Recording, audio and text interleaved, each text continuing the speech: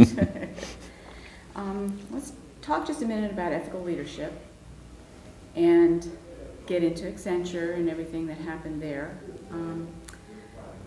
So it's a very complicated chain of events for me as an outsider, just reading what I was able to read about what happened.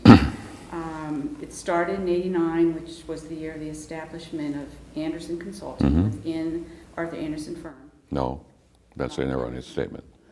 Okay. Okay, we'll start with that, because that's a core issue right there, what you just said. In 1989, an organization was formed called Andersen Worldwide. Okay. And under Andersen Worldwide was put Arthur Andersen Accounting and Andersen Consulting.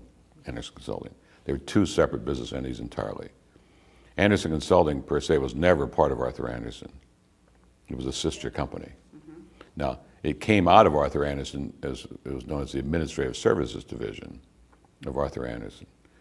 But when they formed Andersen Worldwide, two separate companies were formed, and the ownership of those two companies were divided between the partners between each. And that was a confusing point throughout the entire set of exercises.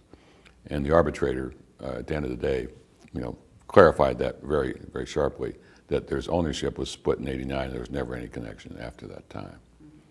So it's an interesting long story. I was fortunate to be there in the sense that it was a phenomenal public relations and marketing challenge.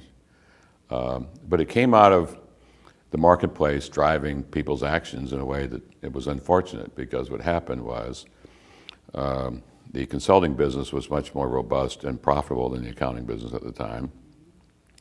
And the agreement had to do between the two companies with sharing earnings each year.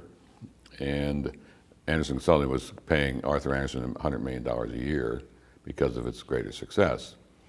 Well, Arthur Andersen, in violation, as the arbitrator found later on, of the contract between the companies, was reinvesting that money going back in the consulting business.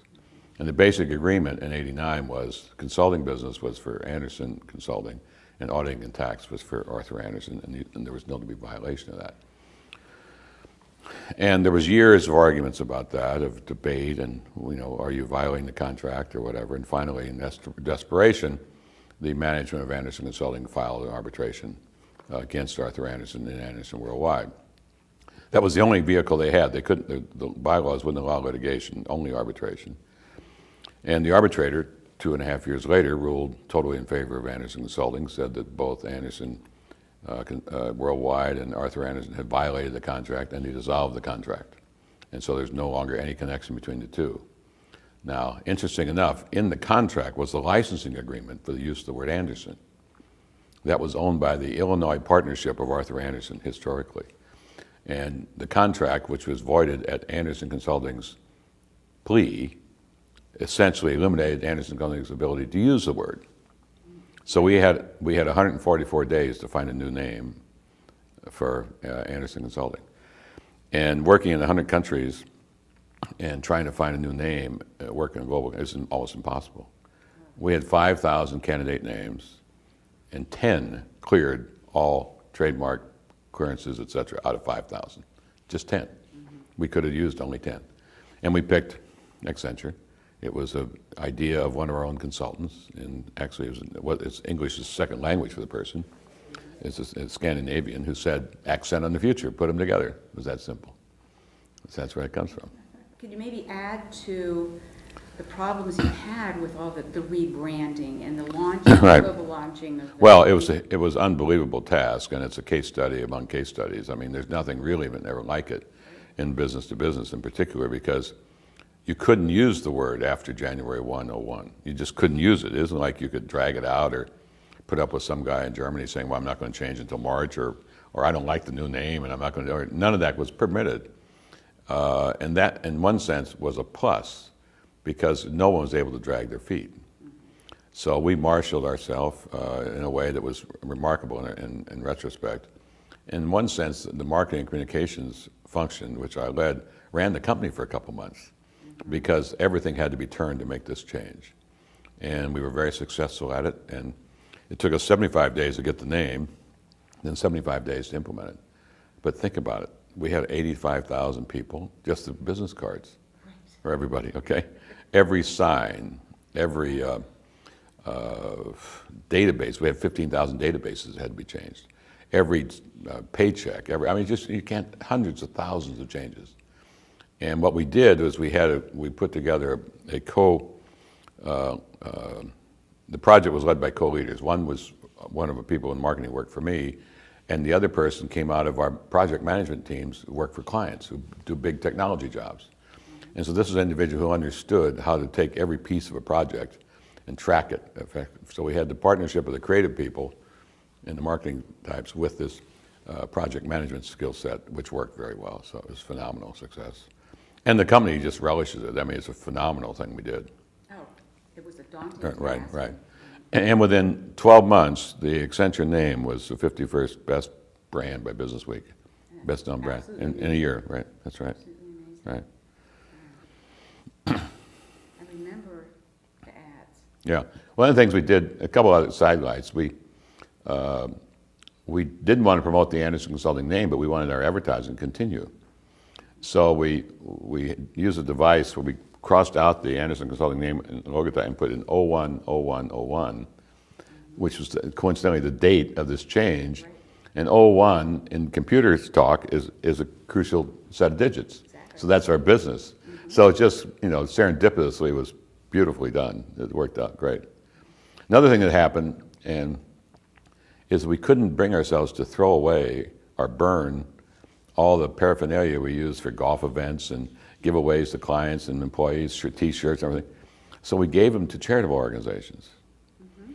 And I got a call one day from an attorney at Arthur Andersen, very upset at me because he had seen a street person wearing one of the Andersen Consulting T-shirts walking down Chicago because the YMCA or someone gave these things away. And he thought we were degrading the Andersen name because they wanted to use it, going forward. So that was, we just couldn't bring ourselves to burn them. Right. So they're still floating around somewhere, thousands of them. I'm going to ask you to talk a little bit more about that. We've got a crisis of trust, obviously, Mm-hmm. in the United States. And you've mentioned the PR Coalition working with the State Department and what you're trying to do with American businesses. Can you take just a minute and tell me what the PR Coalition is all about? Okay.